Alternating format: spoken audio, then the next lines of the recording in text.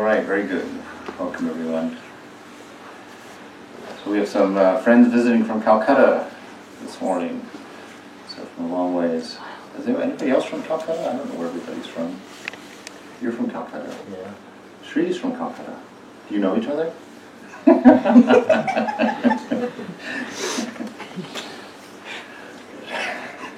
Sometimes. Very good. Well, this morning's lecture, by Mother's will, actually, somebody requested a talk about Goddess Lakshmi, actually, no, it wasn't Lakshmi, it was about Saraswati, because tomorrow is Saraswati's puja here. Actually, it's not official. We have a priest coming to teach the children how to do the Saraswati puja tomorrow, so they asked for a lecture. Hey, bro, good to see you. So they asked for a lecture on Mother Saraswati.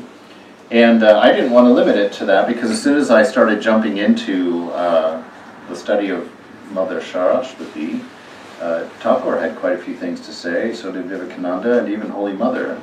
So I thought just calling it the Goddess was better, because Mother and Thakur, they're always bigger than one, or as big as the one, either way. So before I start, though, I'm going to return to an old tradition of reminding us what the three most important things are. So if you forget everything else that's said today, these three things will get you to the goal. Number one is from Sri Ramakrishna. He says that in spiritual life, the most important quality of the devotee is earnestness and sincerity. That if you have those two qualities, that God himself or herself will take responsibility for your realization, will bring you home. So earnestness, I always wondered really what earnestness was. My idea was that whatever you do, you're just doing it very focusedly, very, very intensely. But I read an even better definition from a Swami. He says you're earnest about the things that you choose to do in your free time. So when you have free time, the things that you choose to do, those are the things you're earnest about. And that was quite challenging for me.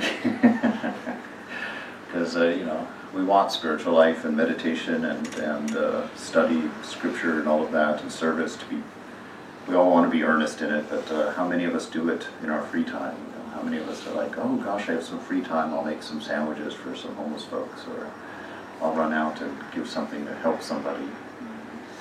So earnestness and sincerity are the two most important qualities. The second one is from Jesus. He was asked by some religious leaders, they were trying to trap him actually, they were trying to get him to say something blasphemous.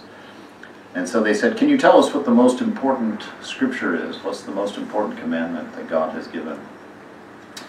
And Jesus says the most important commandment is to love the Lord your God with all of your heart, with all of your soul, with all of your mind, and with all of your strength. And then he says, and the second one is like it, to love your neighbor as you love yourself. So in Vedanta we know those are the one and same teaching. So love is one of the most important things in spiritual life. That our love for each other, our love for our ideal, however God expresses himself to us. And the last is from Thakur again. He was sitting on the banks of the river, the Ganges, and he was trying to throw away the pairs of opposites. He says, in this world we just spend all our time bouncing back and forth between opposites, happy to sad, hot and cold, hungry, full, just constantly going back and forth. And so he was imagining throwing them into the river, and he was telling Mother here, take your purity and your impurity, and give me only pure love for you. And he came to truth, and he said, Mother, take your truth. And he says she wouldn't even let him finish the sentence, because he realized that truth was fundamental to the spiritual quest. And so when you begin looking through the scriptures try and really find out what is the nature of truth. It's a very tricky thing to define. And the scriptures seem to point to kind of an inner integrity within you, that your thoughts, your words, and your deeds are in alignment, that they're not different, that that's living in a state of truth. So that when you're praying for something, you're living accordingly. When you're telling someone you love them, you treat them accordingly. When you say that you have a practice going on, or that you are truthful in that. And it comes down to that single-focused living, having that self-control, the ability to keep the mind and the heart and the words in alignment, that they're not saying different things and doing different things, that you're not violating that integrity. So those three things are the most important things for spiritual life. So if you walk away this morning, forget everything else said, remember those three things. To be sincere and earnest in what you do. To love God, love each other with all of your heart, soul, mind, and strength. That's a whole lecture right there. How to love God with all of your heart, with all of your soul, with all of your mind, and with all of your strength. And then the last, to tell the truth. To be in integrity with yourself and with the people around you and the world around you. To have your words, your deeds, and your thoughts be in alignment. So those are the most important things. Now I want to share a wonderful poem from Hafiz, a Sufi writer from the 1500s, I think. A singing, cleaning woman. A leaf says, "Sweethearts, don't pick me, for I am busy doing God's work. I am lowering my veins and roots like ropes with buckets tied to them into the earth's deep lake. I am drawing water that I offer like a rose to the sky.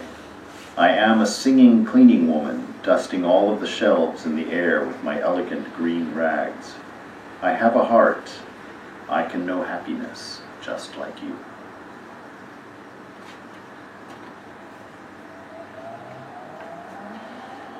The beauty of that is being able to see the world like that.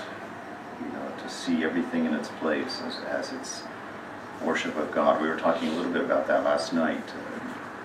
There was a reference to this whole world being a giant worship going on to God, that everything is making its offering. And that reminded me of a scripture I read 2 days ago by Vivekananda, where he had this vision of the whole world being the culmination of a great sacrifice. He says, where every being will lay down everything in surrender at the feet of love, at the feet of the divine. And those who do it willingly, will do it without pain. Those who want to hold on and not make their sacrifice will add pain to their sacrifice in the end.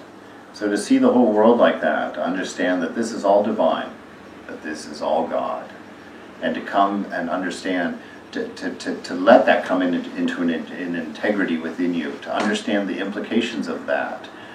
Swami Vivekananda, on his first lesson in Raja Yoga, he gives an example meditation. And in there he says, start with your toes and imagine them to be perfect and complete, as they are. If they hurt you, if they're crooked, if they're gnarled, they're perfect as they are. Then see your feet, see your ankles, see your legs, see your stomach. Go up item by item on your body and meditate on all of it being exactly perfect, exactly as it should be, exactly as it is. Because that's part of that ideal of seeing God in all things, to understand that everything in its condition, even no matter what your personal judgment is about that condition, it's perfect. That it's only our partial understanding that makes it imperfect. And so you start with things on your body. You can go along and certainly name your faults by the bucketfuls. But go through and see all of that even in itself as perfect. And come to that surrender. Part of that, here the Master starts, Ramakrishna says, the Master regarded all creatures as manifestations of the Divine Mother. Mother is saying this. He left me behind to manifest the motherhood of God. So we have Sri Sharda Devi, she says that Ramakrishna saw everything, all creatures, as manifestations of the Divine Mother. Think about that in the sense, I always am in a struggle in my own life to take Scripture out of the air, to take it out of its lofty position, and to bring it down into the heart, into the way that you live, and the way that you experience the day. So this idea of seeing all creatures as the manifestation of the Divine Mother, what's the implication of that? What's the implication of that? So we're going to go through and look at Mother, the divine manifestations of Mother. And by the end of our time here together, hopefully, to understand the amazing beauty and richness of being able to realize and to see that beautiful oneness of motherhood in all things, all creatures. There's a great poem by Hafiz, I don't remember which one, or I would read it, but where he sees a stray dog on the street, and he runs over to the dog and he leans down to it and pets it under its chin and whispers in its ear, "My beloved, I'm so glad that you have come to see me today." And I thought that was just so charming. What a wonderful way to live, to see God in all things, and that's how you would treat all things. With that kind of love and that kind of anticipation. And think of the world you would live in if you lived that way. Think of the world you would live in if you greeted people with that sincere eagerness of seeing your beloved in them, running up and rubbing them on the back and giving them a hug and saying, "My dear, I'm so glad to have seen you today." Now their ego would think you're talking about them personally, which is fine, because you're talking more about them than what they know of themselves. You're talking to them, to the soul. And if you can do that sincerely, you'll change lives left and right. You'll change lives left and right. Not that that's your goal, but that will be your effect. That living in that level of purity. So Swami Hari Premananda, I don't know if you know him, he's one of the early disciples. He recalled that once when he was massaging Mother's feet, he looked at her thin, shriveled foot and wondered how the Mother of the universe could have such an emaciated foot. So he's looking, while he's rubbing her feet, and he sees that she's old and that they're emaciated, and for someone who's walking around barefoot all the time in India, you'll see some really amazing feet in India, feet that really show every step of a whole life. So he's rubbing that, thinking, how is it possible? Very much in the same way that we'll look at the world around us and think, how is it possible that there's a God? You'll hear that so often. If there's a God, how come he lets bad things happen to people? Because we think our ability to judge good and bad is perfect. We don't ever stop for a moment to think we can't see something beyond our knowledge. To question this, how can it be true that God is everywhere present and always perfect? Look at this world, it's a mess. So he's in the same condition here. He's sitting here massaging Holy Mother's feet. He's being honest. How could she be the Divine Mother? Her feet are a mess. She's old. They're emaciated. So it says, as he continued stroking her feet, the Swami said that he clearly saw two incomparably beautiful feet with bangles bordering them. Gold anklets inlaid with pearls and precious stones adorned the feet. Whose feet had I been tending? The Swami asked himself. When he tried to look at the Mother's face, he saw the image of Jagadatri with golden hue, 3 eyes, 4 arms, decked with numerous ornaments. There was a crown on her head and weapons in her hands. A sublime effulgence radiated from her. Before I had had a good look, I cried out, "Mother! Mother!" and passed out. So see, if you get a proper vision of things, if you get a proper understanding of this world, this is what lies in store. That rubbing an old woman's feet, and you wonder, how is she the goddess of the universe? And she reveals herself. He looks up and sees this beautiful goddess, adorned in all of these jewels, with this radiant face of love looking at him in this benign, beautiful form. So much so that he passes out, and that's the need for surrender. You cannot hold Mother in your senses. You cannot understand the grace of this world with a body. You can't do it. It's too small, too tiny. It's going to blow a fuse. The lights are going to go out.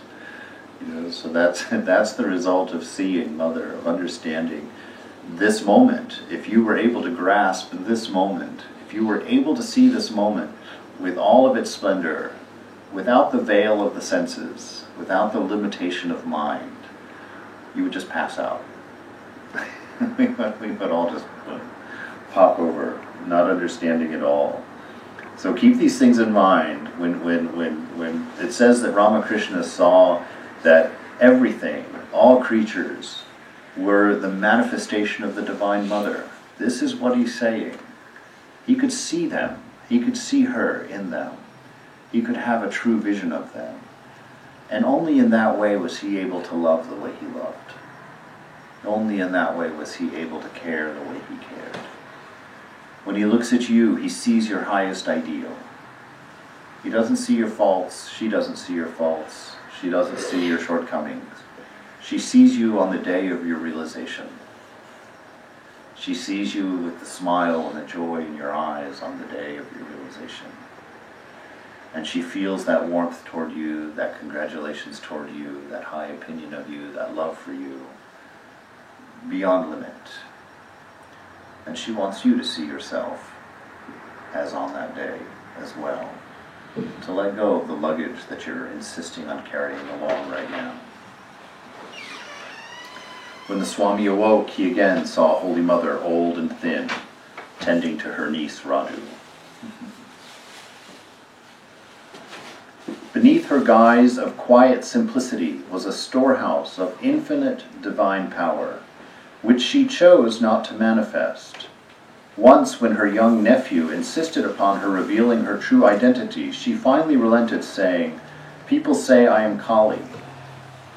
Not allowing her any evasion, her nephew held her to her response and questioned her yet again. "Kali, truly so?" To which Mother replied, "Yes." So here we have Mother manifesting as Jagadatri, and now we have Mother manifesting as Kali, admitting to herself as to herself as Kali. So we see that Mother is complex. Mother's got all of these aspects within her. But there is only one behind all of these many forms. That there is only one divinity in all of these forms. But that divinity is so immense, so full, that you could have an army of goddesses to manifest each aspect. That no one manifestation of God is enough. It's the reason that we have a world full of religions, a world full of ideals, a world full of gods and goddesses.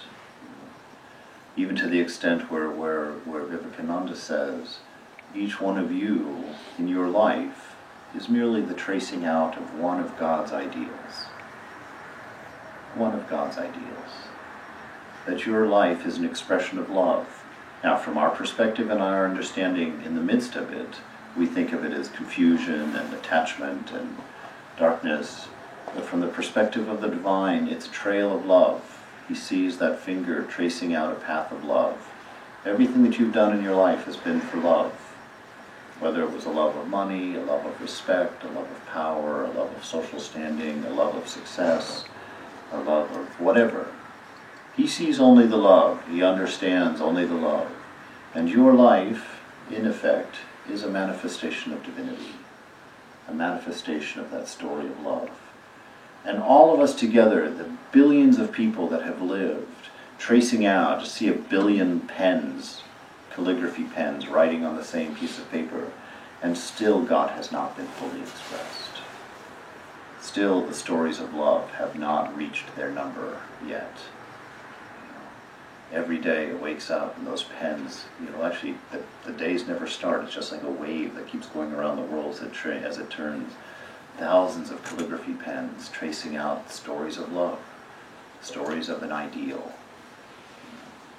And to see the world like that, to understand that that's what Thakur meant when he sees everything as a manifestation of the Divine Mother, all creatures, is to look around and see that wonder, to surrender to that ideal, and to live in worship because of it. You know, worship isn't something that you do. Worship is what happens when you understand. When you're in the presence of the divine, worship happens. So to live your life in that presence with that understanding. Remember, one cannot realize the Master without the grace of Mother, and vice versa. The Master is, as it were, Lord Narayana, and the Mother, Goddess Lakshmi. One should ask for strength from the Mother. Without strength, nothing can be achieved. So now we add Lakshmi to our description. Mother's the goddess of wealth. And interestingly enough, you know, he calls her Goddess Lakshmi, but then what does he say you should pray to her for? Strength. That's an interesting thing. You know, because we represent Mother Lakshmi as you know, material wealth. But from a spiritual perspective, what is the wealth of God? It's infinite bliss, infinite peace, infinite life, infinite love. Those are the treasures. And if we want those treasures from God, from Mother, strength is what we need. Strength to see, strength to force ourselves to keep a broad vision, to keep our eyes of understanding open. At that moment of delusion, we're not being deluded by someone else or something else. Our vision isn't being blocked involuntarily by a third party in our lives. We block our vision because we don't want to see. We like the small world we live in. We like our small comforts. And so when that moment comes, when you're dealing with your vice, you know, and it's the temptation, as it were, to talk about it in a Christian term, your temptation is before you. We don't discriminate. We don't at that moment think, oh no, if I do that, then tomorrow I'll feel this way. Oh no, I remember the last time I did that, this is how it turned out, and I wished I had never done that. We don't think that way, do we? No. We delude ourselves for the sake of our desire. So the strength we're praying for is a strength for honesty. And what is that honesty? That honesty is truth. It brings us back to that inner alignment. The strength is to maintain that inner alignment so that what we say, what we think, and what we do are the same. Always in congruence, always aligned. That takes a lot of strength, the strength of a Swamiji, to have that kind of integrity. The Master describes Swamiji as walking with a drawn sword of discrimination. Just that blade always before him. He never stopped discriminating. He was always relying on that strength, always insisting on seeing that divinity in all things. And we see that here, Swami Brahmananda is even drawing in even more. So we've got all of these goddesses already there. We've got Kali, we've got Jagadatri, we've got Lakshmi, we've got Saraswati. And now he says the Master and Mother should be seen indiscriminately from one another. That we see that Mother is everything in that sense. All manifestation, is Mother. That all of this is her divinity. All of this is her expression. That there's not three there. That we've got three manifestations. Why? Because God's bigger than two. We've got three manifestations this time. When he incarnated this time, he came as three. And each one of them perfect. Each one of them manifesting as, full to the brim. You've got three jars of God, and all three of them are full. You don't have three jars that are a third full. You've got three full jars. And if you wanted to manifest as five, there'd be five full jars. If you wanted to manifest as every single one of us, which very well might be the case, every one of them is a full jar. And how does that happen? There's that story of the sun being reflected in buckets of water. And Vivekananda says, Thakur says too, he says, each reflection is in fact a full sun. It's not a partial reflection, it's a full reflection. But none of them is the sun, is the whole thing. So that's how it works. We find out even in the Christian scriptures, I repeat this quite often, that God says we're created in the image of God. That's what it is. What's an image? An image is a reflection in a mirror. That you are a reflection of that divinity. You are a reflection of love. That's all the scriptures are telling us. That's the whole truth of it right there. There's nothing more to know. You don't have to become a spiritual biologist and understand all the layers of this, that, and the other, and the 24 of this, and the 8 of those, and the 16 of this. You don't have to know any of that. Know only that you're a reflection of love, and allow yourself to live accordingly, and you will discover the truth of it. There's a wonderful book called The Cloud of Unknowing that I'm working my way right through right now. It was written in the 15th century. And he's talking about meditating and thinking of God. And he says, when you meditate, he says, do not think of any created thing. Do not react to any idea of God that you have. He said, all of these belong to a cloud of unknowing that stands between you and your beloved. He says, go and sit only in that idea of love within, for its own sake. He says it's fine to think of God as a beloved, as a manifestation, and to react to that and interact to that. But he says that's still not the truth, because that's never for its own sake. You're loving a Thakur, you're loving a Jesus, you're loving a Buddha, because they're lovable, because they treat you so nicely, because they love you so wonderfully. And that's fine. He's not saying you can't do that, but he's saying you're more than that. Just get the idea of love in the heart. Just get the idea there, and just sit in that space, and don't react. Don't put a second in there, a second person. Keep it for its own sake. Sit in the midst of it, not because it's enjoyable, though it is. It's that feeling of love grows within. It's quite pleasant. Meditation, when it gets farther along, becomes quite an enjoyable experience until you start enjoying it.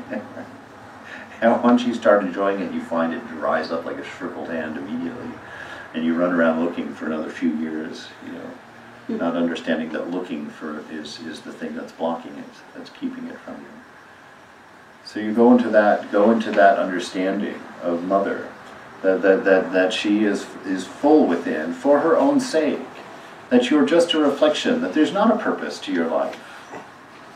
There's not a purpose. There's nothing to be accomplished here. Nothing has to be done. You see, it's our ego that remembers the line and gives it other reasons than love, gives it other purposes than love, gives it other identities than God. It's ego alone. God is, always has been, always will be. How do you know that? Pay attention, that's how you know. I'm going to say old things over again. This moment has never ended. This moment has never begun. It has always been. We inhabit this moment only as far as the ego inhabits. The sages say that this moment exists within us. We don't exist within this moment. It's the idea of existing within the moment. When you make yourself small, when you believe the moment began somewhere and ended somewhere, that you begin to misunderstand. When you begin to believe in a thing called history, which belongs to the mind alone. It has no real existence. This moment has always been. It's the same moment that Jesus taught in. It's the same moment that Buddha meditated in. It's holy beyond words. It's full beyond measure. It's rich beyond Lakshmi. This moment as it is eternal. And when you die, this moment will still exist within you. It is you. That's what it means, and that's the Sat part of Satchitananda, existence, knowledge, bliss. Existence is this moment. Bliss is this moment. Intelligence is this moment.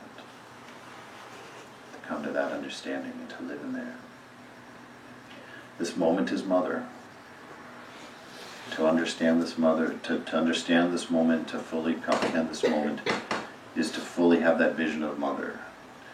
To see that radiant face, the hands, her billions of hands working, her billions of faces radiating.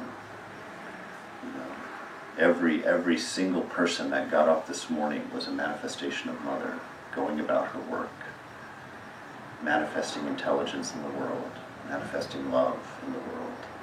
Love for all things, love for all manner of things. You know, the love of power often results in crime or in seeming injustices. The love of money results in greed, you know, in these perspectives. But those perspectives only exist as long as the ego exists. The coin only has two sides when you choose to be able to see only one at a time. When you're able to let go of that ego, that sense of self tied to a body and mind, the coin doesn't have two sides. The coin is. Everything is. There's no good, there's no bad. There's just the purity of manifestation. Because God is, this moment is. That's the hilarity of life, you know, because you run around, the world runs around, prove that there's a God. You know, where is God? I've never seen God. Show me God. You're in the middle of him. It's like a fish not believing in water. You know, how can you prove water to a fish? You know, you can't show him not water. You know. So we're swimming through the middle of God, this existence spread out before us, this moment. You know, if you can fight for a moment in your mind, just in your meditation, understand there is no past, present, and future.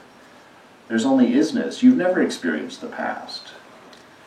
When you think of the past, you're just bringing an idea into the present. An impression, an attachment. Your memories are creating that past. Right? We talked about that ad infinitum. That your attachments create your sense of past. The things that were in the moment that you couldn't let go of, so you stored them in your mind. The good things, the bad things. The better you thought they were, the deeper the impression went, the more you remember them. The worse they were, the same, oddly enough. But they have no existence once they leave the present. They're not there anymore. And your future, remember what we talked about that? What's your future? Anybody remember? Oh, goodness, I don't feel so bad about repeating it now. Your future is your desires. Your future is your desires. The only reason you need the future is because you have to think of ways to bring things that aren't in the present into the present. Well, should we talk about that pizza example again? You know, you're walking along the street. I had this experience probably the second year in the monastery. Take a walk on Polk Street in San Francisco. Beautiful day. And I was feeling wonderful. I had just joined the monastery. I was feeling good about making such a big decision in my life. You know, things were going on. It was going to be great. God realization was probably 10 minutes away. It was, you know, just a wonderful thing. And I'm walking down Polk Street and suddenly I smelled pepperoni pizza. You know, like, wow, pizza. I want some. So what did it do? Pizza. I smelled it. If I'd never had pizza before, I wouldn't have known what I was smelling. But I'd had pizza before, and I had attached myself to it. I put that memory squarely in my mind. And so the present has the smell of pizza. Now I could have just added the smell of pizza to my perfect moment and been fine. To remember that I was content, that I was full, that I was enjoying life, that everything was enough. And now I'm smelling pizza on top of that. How wonderful that would be. But that's not what happens, right? That's not what happens because we don't discriminate. We smell pizza and it reminds us of our attachment to pizza. And we look at the moment, there's no pizza. There's no pizza. I smell it, but there's no pizza. I want pizza. So then what do you have to do? I was a monk. I didn't have any money. You can't get a piece of pizza if you don't have any money. So I'm sitting there, I'm like, oh, well, my perfect moment is ruined. You know, I have my attachment to pizza The smelling of pizza have combined to create a desire for pizza, and I have no means of getting pizza. But then I remembered Swami Prabhudananda had given me $20 in a Christmas card, and it was sitting on my desk back at the monastery. So now I have a future. I'm going to walk to the monastery, get that $20 out of my Christmas card, and walk back here to Escape from New York Pizza and have myself a piece of pizza. So you see, that play right there is all the scripture you need. All of us spend our time in this life bouncing back and forth between our attachments, the thoughts of the past, creating desires which brings thoughts of the future to manipulate the moment. Sri Nisargadatta says there's only one difference between you and a saint. He said the saint inhabits this moment and feels no need to change it. We inhabit this moment and are constantly thinking about how to improve it. If only I was sitting in the park and this guy was finished with his lecture. If only I was, at the Louvre in Paris or whatnot. Whatever our attachments are, and whatever in the present reminds us of those attachments, then the desire is born, and round we go. That's why the Buddha says, that's why Buddhists love that idea of mindful meditation. Come into the present moment. Be here. There's a whole book titled that, Be Here Now. That's the whole secret. There's nothing more. There's nothing more. How many lectures we go to, how many scriptures we read to learn this one thing. That's all there is. This moment is perfect and pure as it is. It is God. It exists within you. Be. Manifest yourself. Don't calculate about your attachments. Don't imagine your desires. And don't work to change the moment. Accept the moment. If you smell pizza, enjoy the smell of pizza. Don't let it fool you into thinking that you need more. Don't let it fool you into think something is missing. When you feel pain, Sri Nisargadatta says, when you feel pain, that means you need to reflect. It's a cause for reflection because you're experiencing an attachment. So if you feel pain, look around. What am I attached to? What's causing this pain? What's causing my hurt?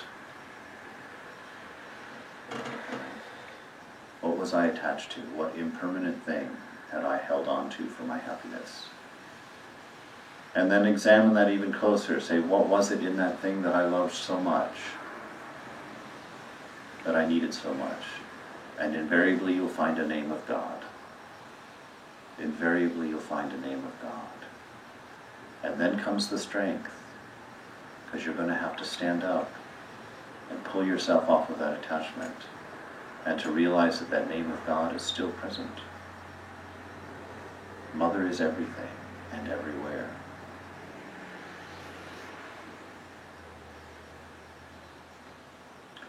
Swami Vivekananda wrote a letter to Holy Mother to get her opinion about his intention to attend the Parliament of Religions in Chicago. Only after receiving the blessing from her did he decide to go to America. So we see that Vivekananda saw everything that he did in relationship to Mother. He had to get her permission. He talked to her about starting the monastery, how to build Bellarmont, what it should look like, where Thakur's ashes should go, whether he should go to the United States or not. All of this was brought before the Mother. So he understood that his life was a dance with the Divine Mother. Everything was a matter of her permission, because he understood that nothing could be done without her blessing. Nothing could be done without her blessing. And for us, it's the same. You're dancing with your Mother at every moment. You're living in the grace of Mother at every moment. And your conversation is with her. Your experience is with her. It's not with what it appears to be, where you're trying to fill some endlessly empty hole inside with another desire, a bigger TV, another computer, a nicer house, a better wife, better grades, nicer clothes, more fame. Those are the things that we're fooled into, because ego sees things that way. Ego believes in the world in that perspective. Ego is what breaks this world into past, present, and future and keeps you endlessly hungry. Why? Because it doesn't exist. It doesn't exist. It's always hungry because it has to prove itself to you over and over and over and over and over and over again. It's eternally insecure. If you believe yourself to be the story of the ego, you will be eternally insecure because it doesn't exist. So it will never have enough, because everything that it uses to prove itself is temporal, belongs to time. And everything in time becomes potting soil. Everything. Your brand new Mercedes, 100 years, potting soil. Your wife, 200 years, potting soil. Your husband, 75 years, potting soil. Everything in this world that your ego desires turns to potting soil. There's nothing there. You can't name anything where that's not the fact, that that's not the truth.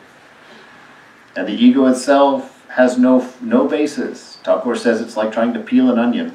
You take off layer after layer after layer, and when you finally get to the onion, there's nothing there. There's no center to it. There's no existence. So your ego, this self, this personality that we love so much, this charming, witty guy, this beautiful, entertaining lady, potting soil, doesn't exist, isn't there.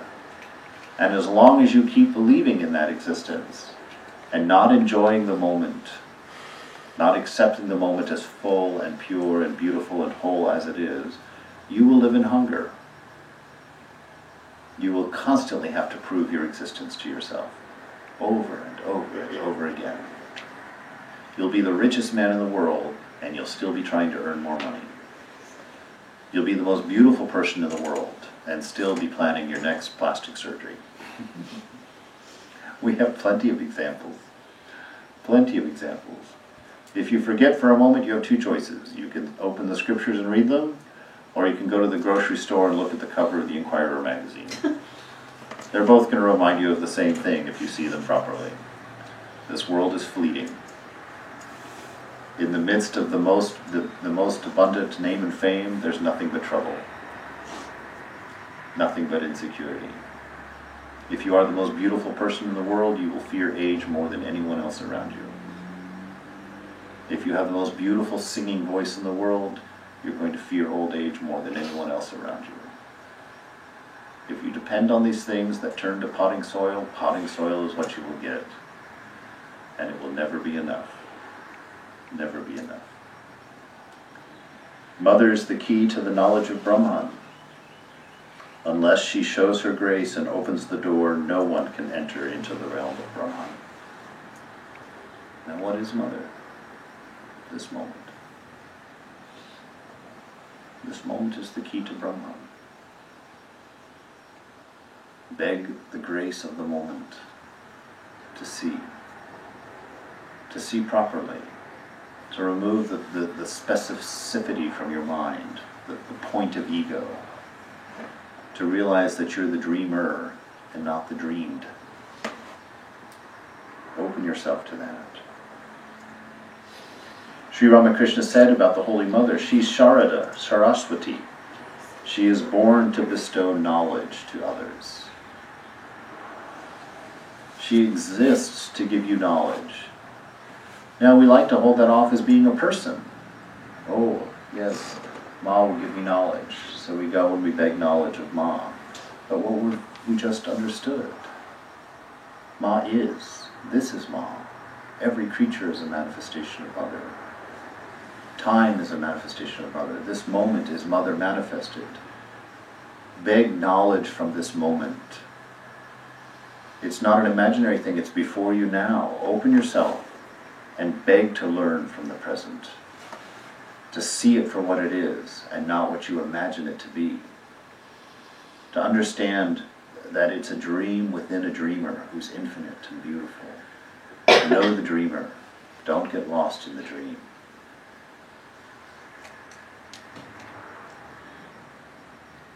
Girish Ghosh once asked Holy Mother, "What sort of mother are you?" At once she replied, "Your real mother, not just the wife of your guru, not an adopted mother, not a vague mother, your real mother. Everything that you love in your mother does not belong to your mother. It is Ma Sharada manifesting through your mother. The infinite, ever-present mother manifesting through your mother."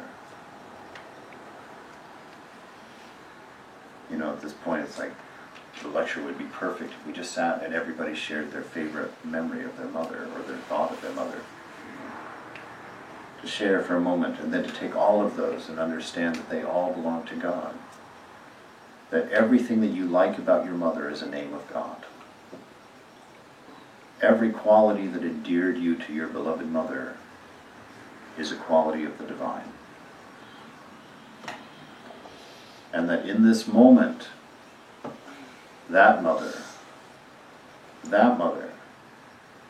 is available to give you strength, is available to give you love, is available to lift you up and to teach you, to give you that ability to see clearly if you ask for it, if you really want it.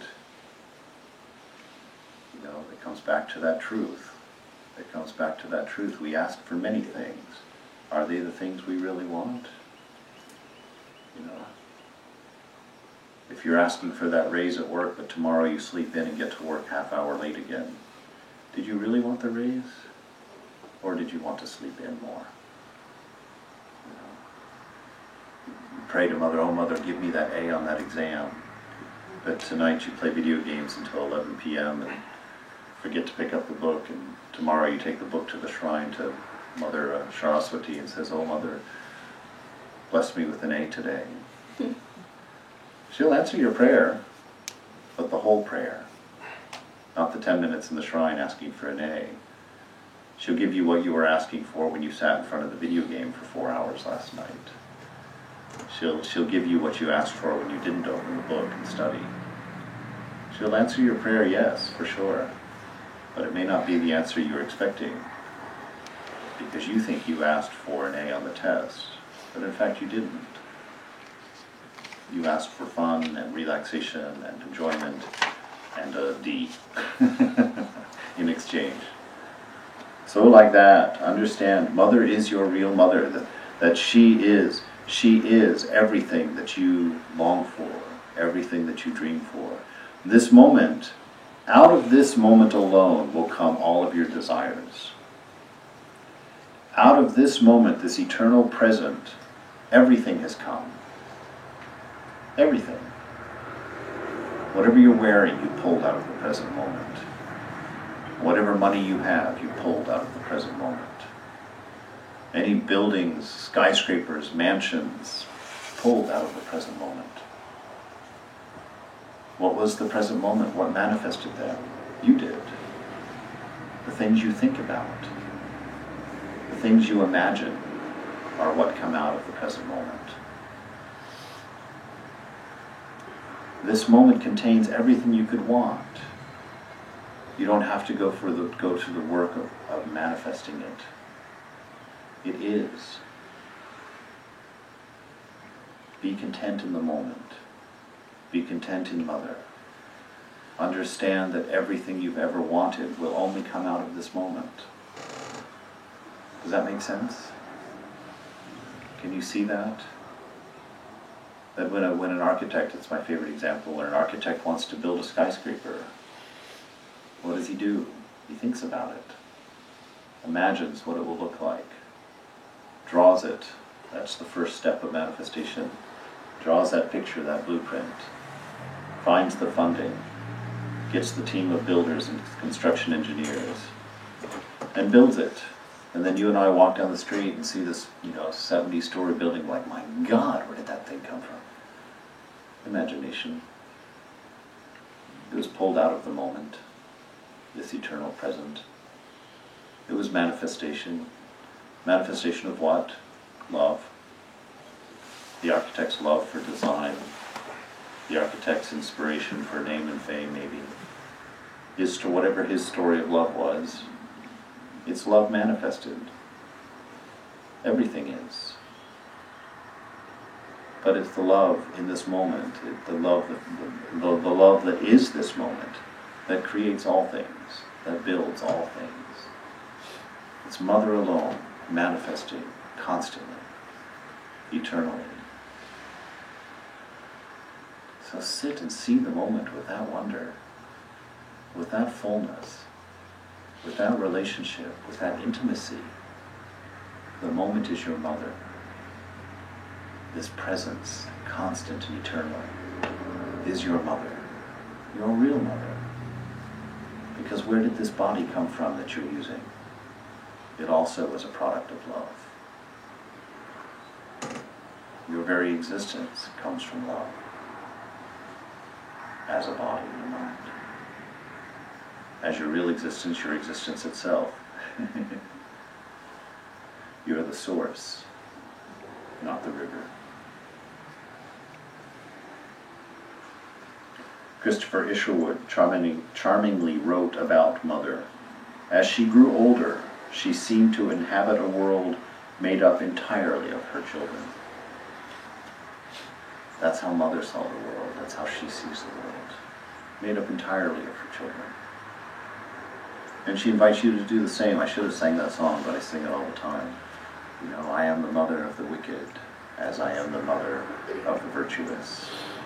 Whenever you are in distress, remember that you have a mother. It's not that you won't have troubles, my child, but know that they will pass like water under a bridge. If you want peace, don't see the faults in others. Make the world your own. This world is your own, my child. That's the mother. She's teaching you. How do you manifest love in your life? Pull love out of this moment. How do you pull love out of this moment? By seeing yourself and everyone around you. By understanding that all of us are a manifestation of love, and seeing and understanding that first, and trying to see that first. That love's going to be expressed in many odd ways. And some people, you're going to have to sit next to them and talk to them a very long time before you identify the source of love and what they're going after. But the point is, do it. Do it. Don't argue. Don't fight. Don't confront. Not necessary. Sit next to and look for that element of love that's being expressed in that person. When you find it, they will believe you respect them. When you find it, they will be able to be changed by your love for them. That's how this world goes forward.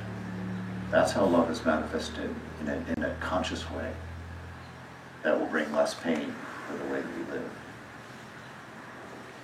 That's the manifestation of love, to understand that this moment is your real mother, to have that relationship with it, and everything within this moment is a manifestation of your real mother. Look at the thing that you can't see mother in. Look as close as you can, as hard as you can, until you see it. Because in being able to see it in all things always is freedom.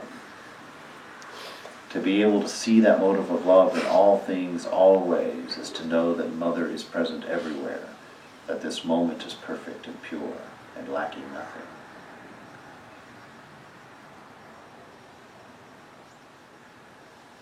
Sister Nivedita says, to myself, the stateliness of her courtesy and her great open mind are almost as wonderful as her sainthood. So this openness of mind that Mother had, I like it. I like it because I'm one of the white people that she saw in her vision. That would worship Tahura. It's like she grew up in a village. She grew up in a village. Where did she get those ideas from? She completely escaped the world of don't touchism. She invited Sister Nivedita into her home and ate with her and fed her. Nobody else would have done that. The more orthodox, the less likely they would have been to do that. But not Mother. You know, she saw everyone. She lived in a world where everyone was her child, where she saw herself in everyone. And she changed all of us. It's been almost 200 years. And look how much she's changing us by that life. Look what she's inspiring. It's amazing and beautiful thing. She says, prophets and incarnations are born to show benighted humanity their way. They give different instructions to suit different temperaments. There are many ways to realize truth. So all these instructions have their relative value. For instance, many birds are perched on the branches of a tree. They're all different colors, white and black and red and yellow and so on. Their sounds, too, are different. But when they sing, we say that the sounds are made by the birds. We do not designate one particular sound only as the sound of birds, and refuse to acknowledge the others as noise. You see how that is. You hear these birds, and you just how all the birds are singing, and you accept all of it as music. All of it is beautiful, because you recognize that oneness, there. That is the fruit of being present in the moment. Is you hear the many sounds and clankings of God and recognize the source always. And enjoy the song, enjoy the singing. To live in that moment without ego is to be free of having to give everything a value of good or bad. To live without ego is to recognize your beloved, yourself, in everything, and to dance. To waltz with your lover. Most wonderful feeling in the world. To waltz eternally with your lover. This is life. Mother says, if you practice spiritual discipline for some time in a solitary place, like Rishikesh, you will find that your mind has gained in strength, and then you can live in any place or in the company of anyone without being in the least affected by it. A sapling must be protected by a fence all around, but when it grows big, not even the cows and goats can injure it. Spiritual practice in a solitary place is essential. When worldly thoughts crop up in your mind and they possess it, then you should go away from the company of others and pray to Him with tears in your eyes. He will remove the dross of your mind and will also give you understanding. Disciple, I don't have enough strength for doing spiritual disciplines, Ma. I have surrendered myself to your holy feet. Please do as you will. With folded palms, Mother began praying to the Master. May the Master protect you in your vows of sannyas. He is looking after you. What should you be afraid of? If the mind is kept engaged in some work, it doesn't indulge in silly thoughts. But if you sit idle, the mind is likely to indulge in various kinds of thoughts. So how do we get to this place? That's always the final, final twist. Do your practice. Do your practice all the time. Don't let your mind wander to worldly thoughts. And how do you do that? By keeping aware of what you're really up to and whatever you're doing. Understand that everything you're doing is an act of worship. Doesn't matter how mundane. It doesn't matter if you're clearing tables at a restaurant, if you're a busboy at a restaurant. It's a manifestation of God what you're doing. Clear that table like nobody's business. I mean, just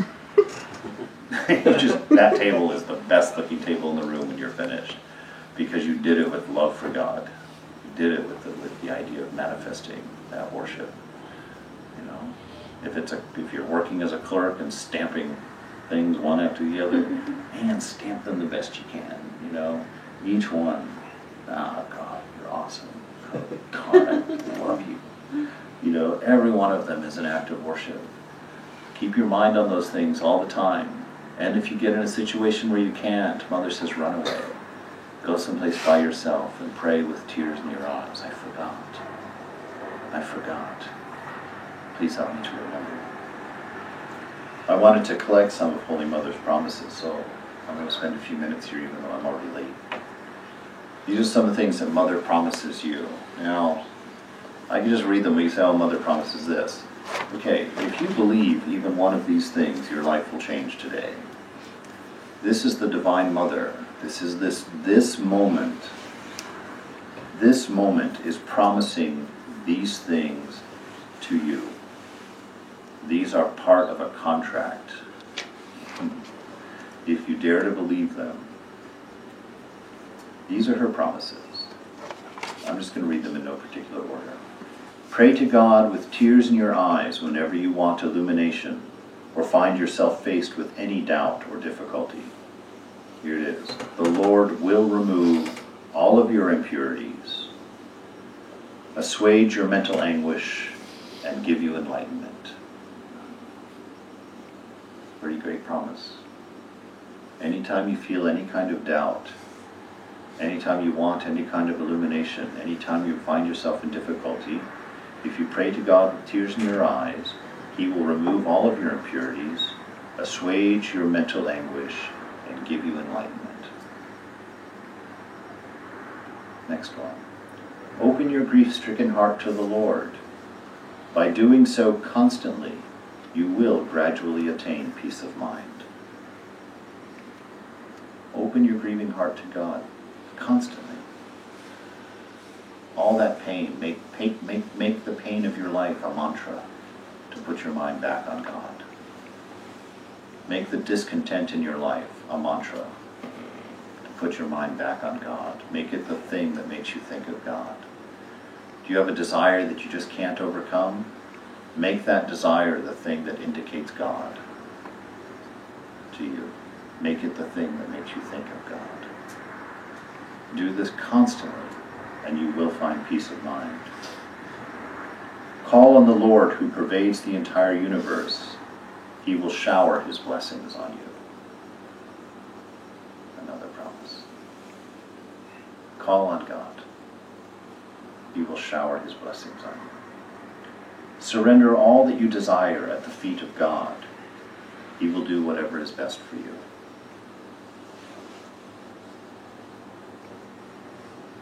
All those things you want, just lay them at God's feet, and He'll give you something better. He'll give you what's best for you. If you're a drowning man and you want a giant gem, He's not going to give it to you, because you can't swim and carry a giant gem at the same time. He might throw you a styrofoam dinghy. He'll give you what's best. So know that He's always doing what's best for you. Surrender all of your desire, and He will do what is best for you. So remember that at the moment when your life looks like crap. Sit there and think about, God is giving me what's best for me. How is this best for me? How is this mood best for me? How is this failure best for me? How is this anguish best for me? And do not stop contemplating it until you understand why. And then you get the gift. Then you understand love a little bit more. And the next time it happens, you have a bit more insight. God is a little bit easier to see each time. He protects one who relies on Him. So rely on God. He'll protect you. Even the injunctions of destiny are canceled if one takes refuge in God. So forget karma. Karma's for losers. The injunctions of destiny disappear if you take refuge in God. The words of Holy Mother. Be free from your karma. You're not going to get what you deserve. Take refuge in Mother, and you'll get love. Mothers are not interested in giving you what you deserve. Mothers are interested in loving you, encouraging you, strengthening you, bringing you up properly. This life is the same way. This life is not interested in exacting payment from you. This life is interested in bringing your realization to the front, letting you see, teaching you to see. He who is diffident wins in the end. Anybody know what diffident means? It's the opposite of confident. Yes. The person who's shy and meek, dependent on God. The person who doesn't boisterously walk the room, I've got it all in charge. Now that doesn't mean you look like a mealy-mouthed grubworm. Look at Swamiji. Look at Swamiji. He was bold, and he was strong, and he was determined, but he was utterly dependent on Mother. He wouldn't do one thing of his own accord. So you see, meekness and humility does not mean mealy-mouth. It means you're bold and you're strong and you're powerful, but you're constantly in understanding that it is God alone that we serve. And it is God alone that will bring result to your action. That yours is to perform the action alone. The fruit will come from your beloved. Don't fear, my child. The Master will look after you. He will watch over you here and hereafter. He will protect you always.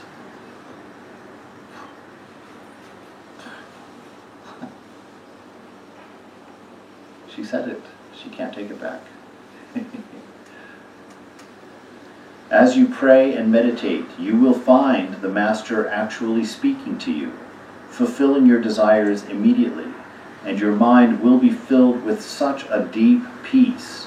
You will realize that he who is in me is in you too, and in the humblest of men.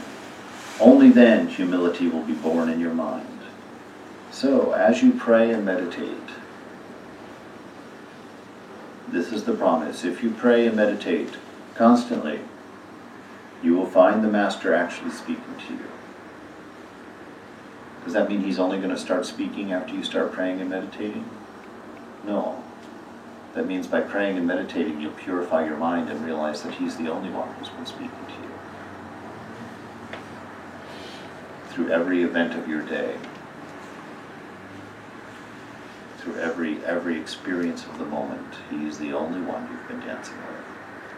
All of these imagined things that are part of your ego, they will disperse. So know this, he will be speaking with you. He will be fulfilling your desires immediately, and your mind will be filled with such a deep peace. You will realize that he who is in me, this is Holy Mother, that power which was in her, is in you too, and in the humblest of men. We don't have to worry about, none of us here are the humblest of men. And so even less than any of us is, God is manifest there. God is there. Only then will humility be born in your mind. Well, because then you'll understand this beauty. And here I left one, a little challenging one. This is the last one. Without regular practice, nothing can be attained. Without regular practice, nothing can be attained. All right, so that's your only requirement for this contract. Practice. Practice, practice, practice, practice, practice, practice. Imagine the beloved. Since everything gets pulled out of imagination, everything gets pulled out of this moment, imagine yourself realized. Go to the shrine and imagine yourself perfectly content. When you smell pizza, realize how wonderful it is to have the smell of pizza without pizza. Drink deeply of the divine and know that this moment is perfect, designed for your best. God has promised to give you what is best for you. He's promised that if you do your practice, if you call out to him, take refuge in him, depend in him, he will not let you down. He will not let this come without its fruit. Nothing is in vain. Nothing is lost. Mother is always present, always perfect.